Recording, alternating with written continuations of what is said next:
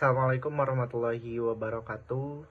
Salam sejahtera bagi kita semua. Om Swastiastu, Namo Buddhaya, salam kebajikan. Perkenalkan, kami dari kelompok 2 Manajemen Resiko akan menjelaskan mengenai implementasi manajemen resiko pada UMKM Dedeyen Kitchen. Yang mana kelompok 2 ini beranggotakan 5 orang. Ada Selvina Cahyani, ada Duratul Latifah, Ratnasari Dewi, Fauzan Aldi, serta saya sendiri Muhammad Sakti Kudratullah. Untuk pembahasan yang pertama akan langsung dijelaskan oleh rekan saya. Kepadanya disilakan. Perkenalkan, nama saya Ratnasari Dewi dengan NIM akhir 100. Di sini saya akan menjelaskan apa itu manajemen risiko. Manajemen risiko sendiri itu adalah proses sistematis yang terstruktur yang didukung oleh adanya budaya sadar risiko untuk mengelola risiko organisasi pada tingkat yang dapat diterima guna memberikannya keyakinan yang memadai dalam pencapaian sasaran organisasi. Lalu untuk UMKM, yaitu UMKM adalah usaha ekonomi produktif yang berdiri sendiri yang dilakukan oleh orang perorangan atau badan usaha yang bukan merupakan anak perusahaan ataupun cabang perusahaan yang dimiliki, dikuasai, ataupun bahkan menjadi bagian baik langsung ataupun tidak langsung dengan usaha kecil maupun usaha besar dengan jumlah kekayaan bersih atau hasil penjualan tahunan. Untuk tahapan-tahapan manajemen resiko yaitu ada 5. Yang pertama ada identifikasi resiko, yang kedua ada pengukuran resiko, yang ketiga ada pemetaan resiko, yang keempat ada pengelolaan resiko, dan yang terakhir ada monitoring resiko. Baik, nama saya Fauzan Ali Febrian dengan NIM akhir 101. Di sini saya akan menjelaskan terkait profil UMKM yang kita wawancarai, yaitu UMKM Dedeyen Kitchen. Dedeyen Kitchen adalah usaha yang bergerak di bidang kuliner makanan yang beralamat di Jalan Amir Mahmud nomor 788 Cimahi dan di kantin FEB Unjani Cimahi. Berdiri sejak 18 Maret 2020, nama pemilik Ajeng Febrianti dan kini sudah memiliki 2 karyawan. Dedeyen Kitchen menjual berbagai makanan dan minuman seperti mie goreng, mie tek-tek, nasi goreng, kuitiau, pangsit kuah, bakso aci, cireng isi, kebab durian, minuman beraneka rasa, seblak instan, soki tom yum, dan beberapa makanan lainnya. Baik, yang selanjutnya yaitu ada tahapan identifikasi manajemen risiko pada UMKM Dedeyen Kitchen. Yang pertama harus menentukan dulu penentuan konteks sasaran atau tujuannya. Dalam penentuan konteks sasaran atau tujuannya adalah kegiatan operasional dari UMKM Dedeyen Kitchen. Lalu untuk identifikasi resikonya, resiko terdapat di dalam beberapa fungsi perusahaan, diantaranya bagian pemasaran, keuangan, sumber daya manusia, dan operasional. Lalu untuk sumber informasi untuk mengenai resiko, sumber informasi yang digunakan untuk mengenali resiko pada usaha Dedeyen Kitchen ini berasal dari internal, yaitu pengelolaan usaha Dedeyen Kitchen. Selanjutnya yaitu ada identifikasi resiko pada UMKM Dedeyen Kitchen. Ada 4 resiko. Yang pertama ada resiko pemasaran, yaitu resikonya kurangnya peminat, terus ada kurangnya promosi, penurunan penjualan, dan banyaknya pesaing. Untuk resiko keuangannya yaitu kurangnya modal untuk menggaji karyawan, mengalami kerugian, tercampurnya modal perusahaan dengan dana pribadi, dan menerima uang palsu. Lalu untuk risiko sumber daya manusianya yaitu karyawan bekerja secara fleksibel, terus kurangnya pelayanan kafe dalam melayani pelanggan, terus karyawan bekerja secara fleksibel human error, terus kurangnya keahlian karyawan dan ketidakjujuran pada karyawan. Untuk risiko operasionalnya yaitu kerusakan bangunan, terus masalah ada pemasok, masalah bahan bakunya, kerusakan alat, dan kebakaran. Baik, selanjutnya yaitu untuk pengkodean risiko. Yang pertama ada risiko pemasaran dengan pengkodean A. Jadi misalnya di sini terdapat kurangnya peminat dengan pengkodean A1, lalu kurangnya promosi dengan pengkodean A2, dan seterusnya. Lalu untuk risiko keuangan dengan pengkodean B, sama seperti risiko pemasaran, jadi kurangnya modal untuk menggaji karyawan dengan pengkodean B1, dan seterusnya. Lalu untuk sumber daya manusia dengan pengkodean C, dan untuk risiko operasionalnya dengan menggunakan pengkodean D. Baik, pembahasan kedua mengenai pengukuran risiko pada UMKM Dedeyen Kitchen, di mana pengukuran risiko ini sendiri merupakan usaha untuk mengetahui besar atau kecilnya risiko yang akan terjadi. Hal ini dilakukan untuk melihat tinggi rendahnya risiko yang akan dihadapi oleh UMKM Dedeyan Kitchen ini. Kemudian nantinya bisa melihat dampak dari risiko terhadap kinerja si UMKM ini sendiri, sekaligus bisa menjadi melakukan prioritas risiko dan menentukan risiko mana yang paling relevan untuk di tahap identifikasi risiko selanjutnya atau di tahap-tahap manajemen risiko selanjutnya. Nah, di mana dimensi pengukuran risiko ini ada dua, yaitu dimensi skala probabilitas dan juga skala dampak. Nah, untuk pengukurannya sendiri kami membuat skala.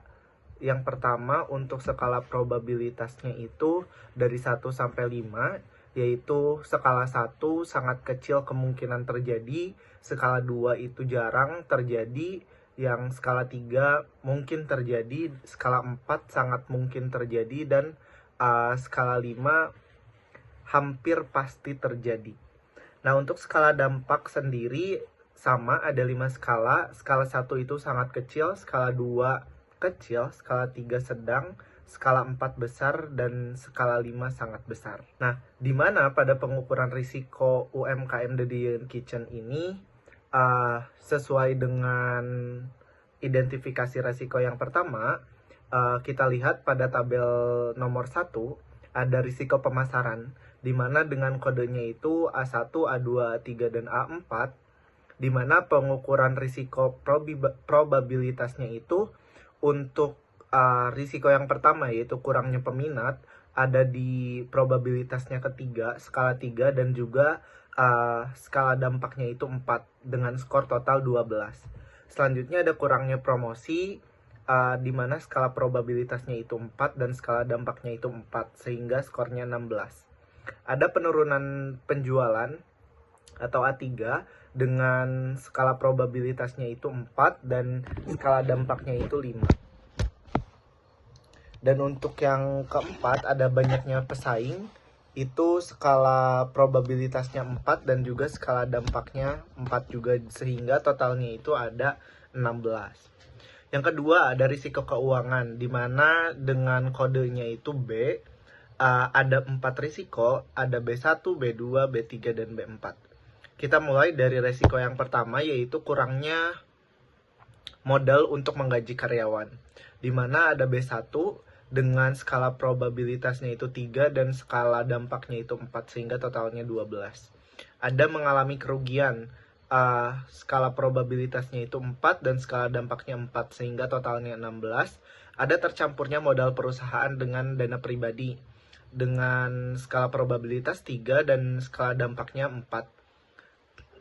Terus yang terakhir ada menerima uang palsu, di mana skala probabilitasnya itu 2 dan skala dampaknya itu 4. Pengukuran risiko yang ketiga yaitu risiko SDM, di mana dengan kode C, yang pertama ada karyawan bekerja secara fleksibel, skala probabilitasnya itu 3 dan skala dampaknya 4 sehingga totalnya 12.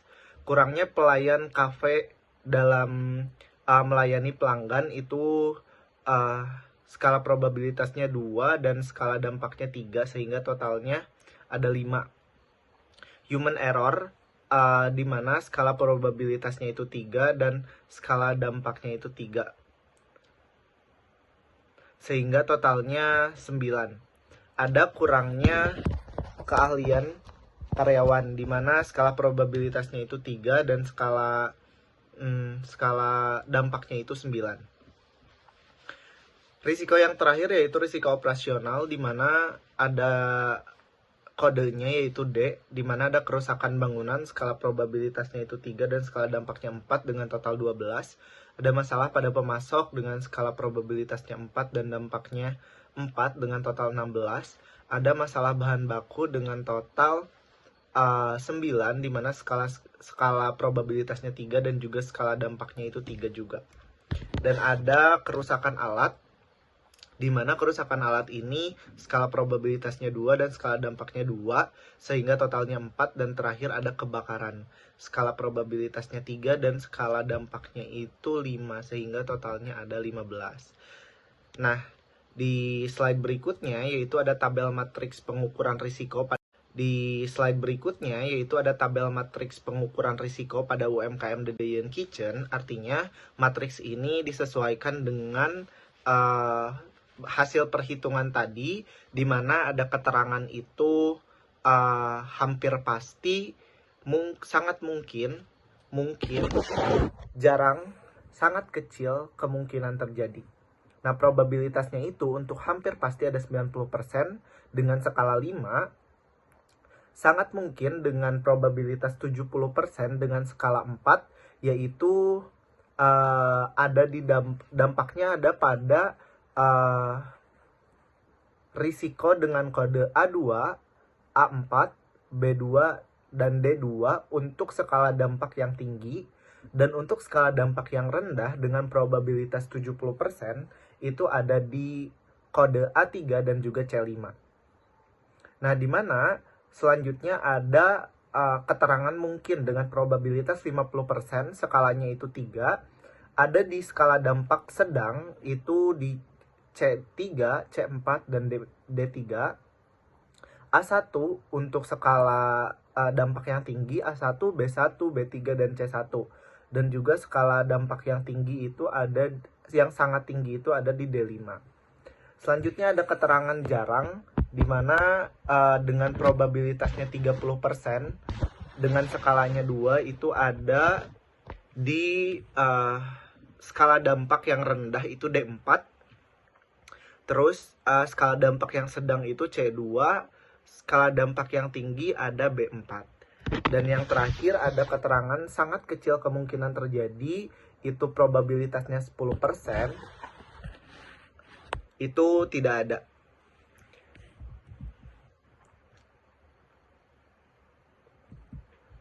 Nah, sekian mungkin yang bisa saya sampaikan. Mohon maaf apabila terdapat banyak kekurangan. Untuk selanjutnya akan dijelaskan oleh rekan saya. Terima kasih. Baik, selanjutnya di sini akan saya jelaskan penggolongan resiko berdasarkan probabilitas dan dampak pada UMKM Dedeyen Kitchen, yang mana telah kita hitung penentuan skala tingkatan resiko dari 18 sampai 25 itu berbahaya, dari 11 sampai 17 itu tinggi, dari 6 sampai 10 resiko sedang, dan dari 1 sampai 5 resiko rendah.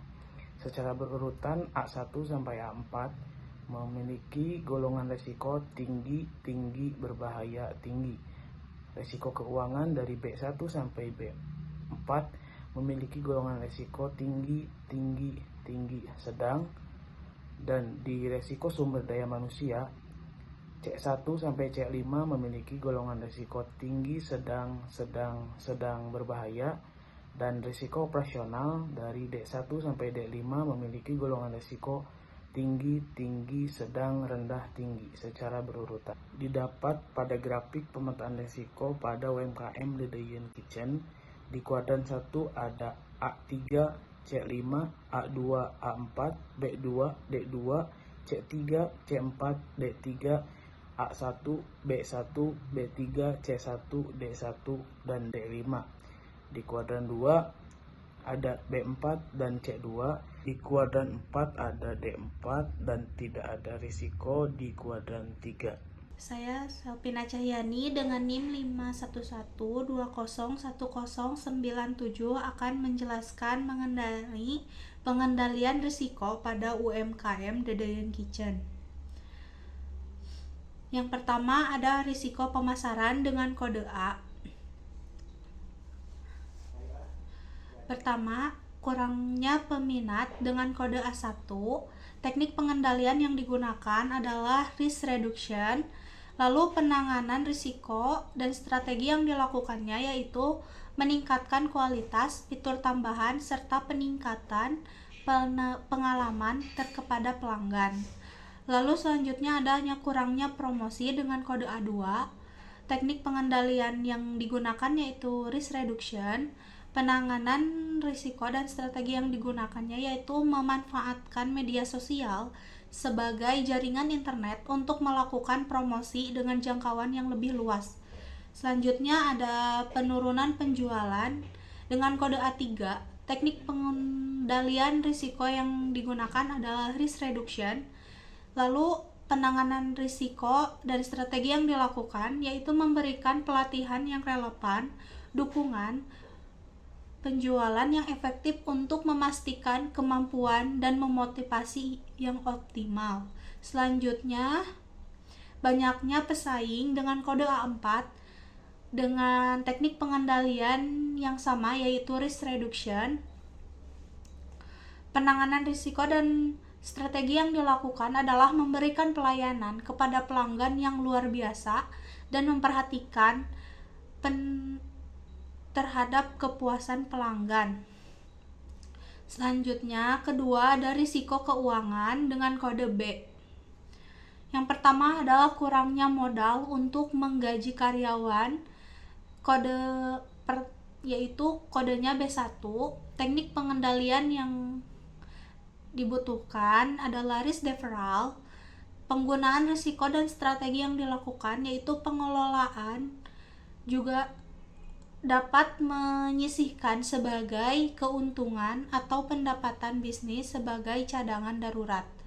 Lalu selanjutnya adalah yang kedua, mengalami kerugian dengan kode B2. Teknik pengendalian risikonya merupakan risk reduction. Penanganan risiko dan strategi yang dilakukan adalah menggunakan metode diversifikasi untuk menutupi kerugian pada kegiatan operasional UMKM. Lalu selanjutnya ada tercampurnya modal perusahaan dengan dana pribadi dengan kode B3.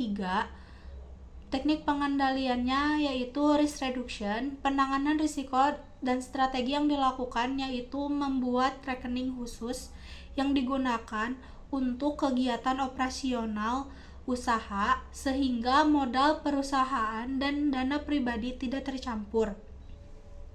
Selanjutnya yaitu menerima uang palsu dengan kode B4. Teknik pengendaliannya adalah risk reduction. Penanganan risiko dan strategi yang dilakukan yaitu menyediakan money detector dan memanfaatkan financial technology. Selanjutnya ada risiko sumber daya manusia dengan kode C. Yang pertama adalah karyawan bekerja secara fleksibel dengan kode C1 dengan teknik pengendalian yaitu risk reduction, di mana penanganan risiko dan strategi yang dilakukan adalah karyawan memahami pentingnya bekerja dengan etika dan menjaga profesionalisme dalam pekerjaan mereka. Lalu, kurangnya pelayanan dalam melayani pelanggan dengan kode C2 dengan teknik pengendalian yaitu risk reduction. Penanganan risiko dan strategi yang dilakukan yaitu memberikan pelatihan yang memadai kepada pelayan untuk menjaga keterampilan mereka dalam melayani pelanggan dengan baik. Lalu selanjutnya adalah human error dengan kode C3 dengan teknik pengendalian risk reduction yaitu memanfaatkan teknologi dan otomatisasi dalam proses yang rentan terhadap human error.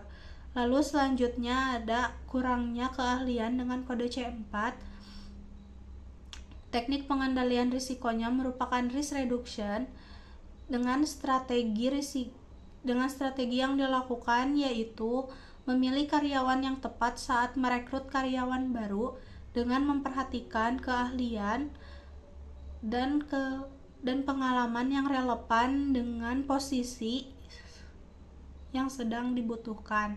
Selanjutnya adalah ketidakjujuran karyawan saat bekerja dengan kode C5 dengan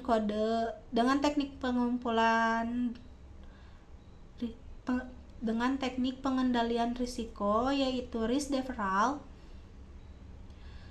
di mana strategi yang dilakukan yaitu melakukan pengawasan yang cermat terhadap kinerja dan perilaku karyawan dengan penggunaan teknologi. Selanjutnya ada risiko operasional dengan kode D. Pertama adalah kerusakan bangunan D1 di mana teknik pengendalian yang digunakan adalah risk transfer, yaitu mendaftarkan asuransi semua properti. Lalu masalah pada pemasok dengan kode D2, yaitu teknik pengendaliannya yaitu risk reduction.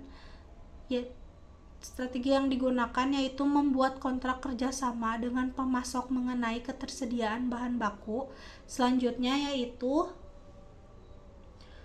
masalah bahan baku dengan kode D3. Teknik pengendalian yang dilakukan yaitu risk reduction, di mana strategi yang digunakan yaitu membuat kontrak kerjasama dengan pemasok mengenai kualitas, harga, dan pendistribusian bahan baku. Lalu selanjutnya adalah kerusakan alat dengan kode D4. Teknik pengendalian yang dilakukan yaitu risk reduction, di mana strateginya yaitu melatih karyawan agar terbiasa melakukan pengecekan, menggunakan alat dengan benar, mencatat masa garansi alat. Lalu selanjutnya kebakaran dengan kode D5. Teknik pengendalian yang dilakukan yaitu risk transfer, di mana strategi yang harus dilakukan yaitu mendaftarkan bangunan terhadap asuransi kebakaran. Saya Duratul Latifah dengan NIM belakang 099. Baik, selanjutnya di sini ada monitoring resiko Dedeyan Kitchen. Yang pertama yaitu monitoring resiko pemasaran. Yang pertama itu kurangnya peminat. Yang kedua, kurangnya promosi. Yang ketiga, penurunan penjualan. Yang keempat, banyaknya pesaing. Selanjutnya di sini ada monitoring resiko SDM. Yang pertama, karyawan bekerja secara fleksibel. Yang kedua, kurangnya pelayan kafe dalam melayani pelanggan. Yang ketiga, karyawan bekerja secara fleksibel. Yang keempat, human error. Yang kelima, kurangnya keahlian karyawan. Dan yang terakhir itu ketidakjujuran karyawan. Selanjutnya monitoring resiko dari keuangan. Yang pertama itu kurangnya modal untuk menggaji karyawan. Yang kedua, mengalami kerugian. Yang ketiga, tercampurnya modal perusahaan. Yang keempat, menerima uang palsu. Untuk monitoring resiko operasionalnya, yang pertama yaitu kerusakan bangunan, yang kedua masalah adanya pemasok, yang ketiga masalah bahan baku, yang keempat kerusakan alat, dan yang terakhir yaitu kebakaran. Mungkin cukup sekian presentasi dari kelompok kami, kurang lebihnya mohon maaf. Wassalamualaikum warahmatullahi wabarakatuh.